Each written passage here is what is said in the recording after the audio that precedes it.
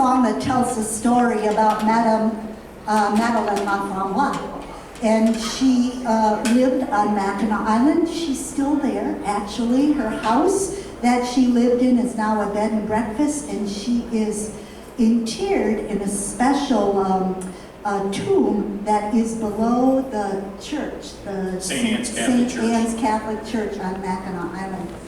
I'm going to say 2 words about this song, is that she was a French fur trader. She was Métis, and so after her husband was killed, she picked up and took on the fur trade, and she was so successful, the most successful businesswoman of her time, and finally sold her fur trading business to the North American Fur Trading Company. So John Jacob Astor. Yes, thank you. So just like Mary, she was good with money. So here she is walking along the shore of Mackinac Island, and she's talking to a newspaper man who's writing an article about her. I will tell you as we go all it is you want to know. They call me Madame Laframboise. I trade the fur at Mackinac. So sing a song, you pour your shot.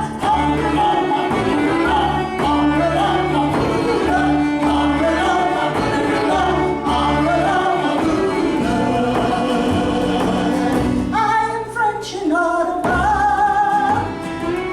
My village is at Mackinac. I was so young when I met him there. Joseph loved my shiny hair. He had a smile you should see. We married, I was just 14. Took me with him everywhere and taught me how to trade the fur. So sing a song for the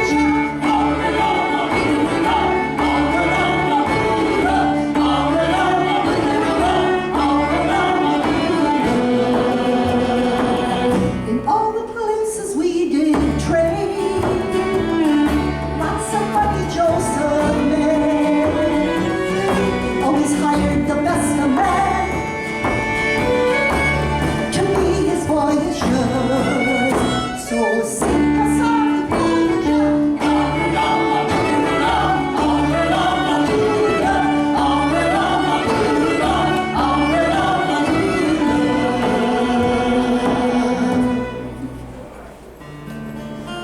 Our daughter was in Montreal.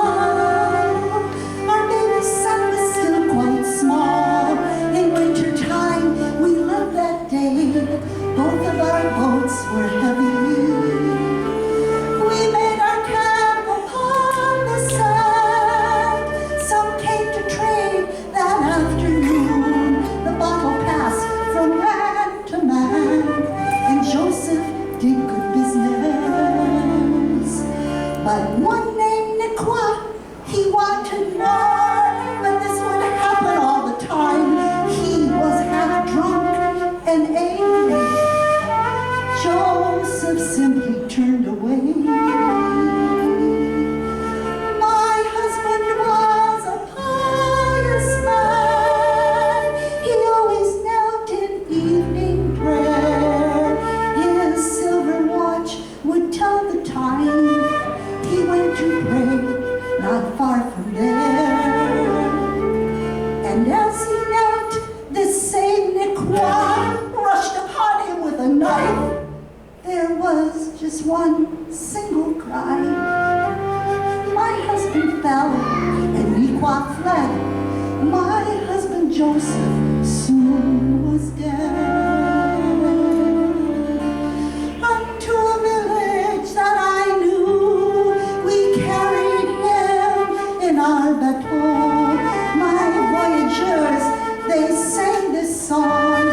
Sometimes I hear them sing again. Mon frère, du matin,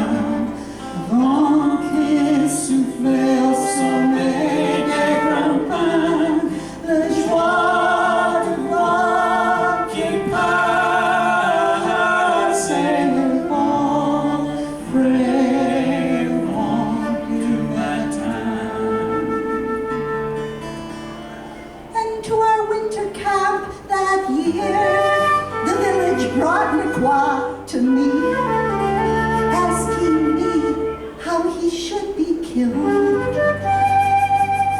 But I chose to forgive him.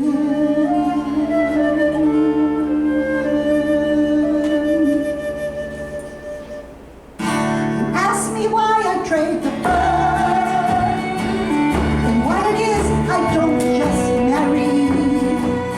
In life it's true as in business too. You do what's put in front of you. So sing a song for your child.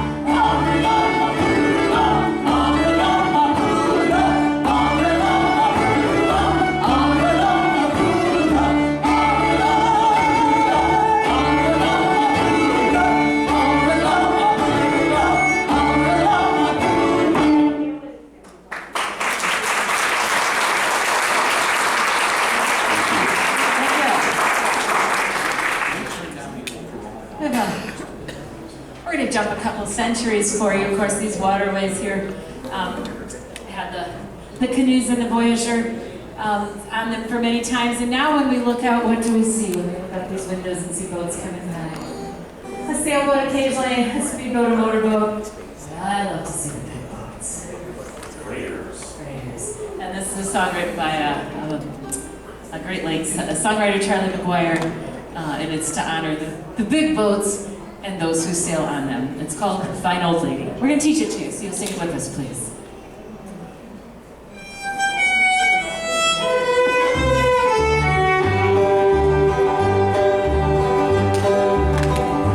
Here she comes. She's moving slow.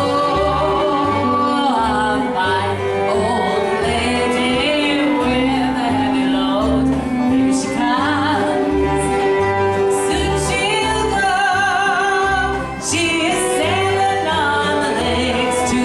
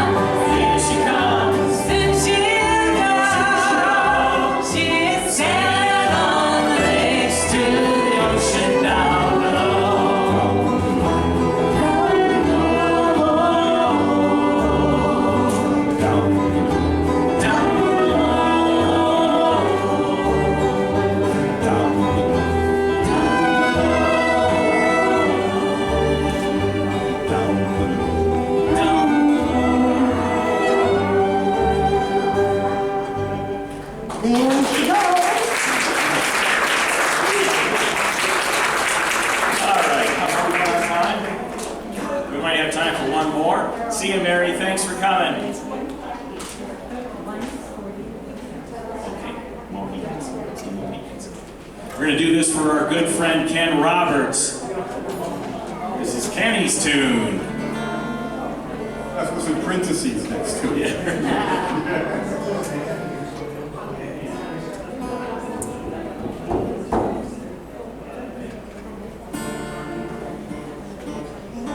Hi, Carrie. Carrie's here, everyone.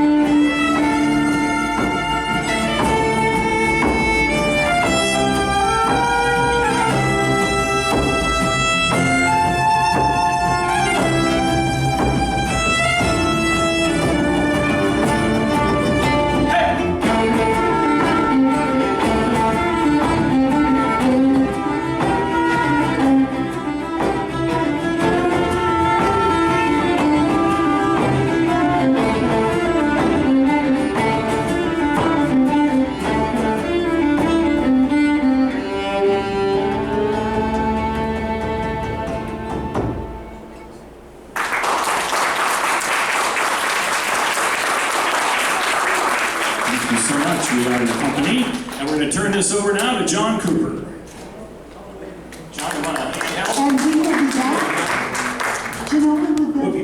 3:30. Let's hear it again for La Compagnie.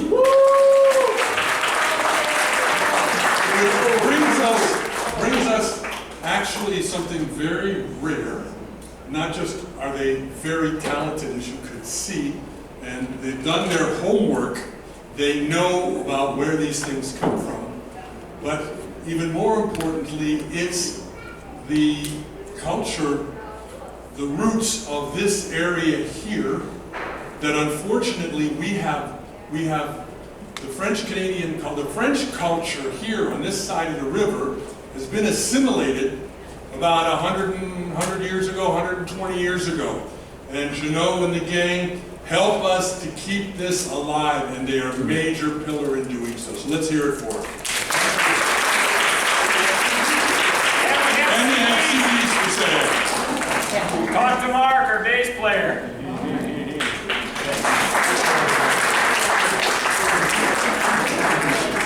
So, in a few minutes, we're going to have our 18th century fashion show.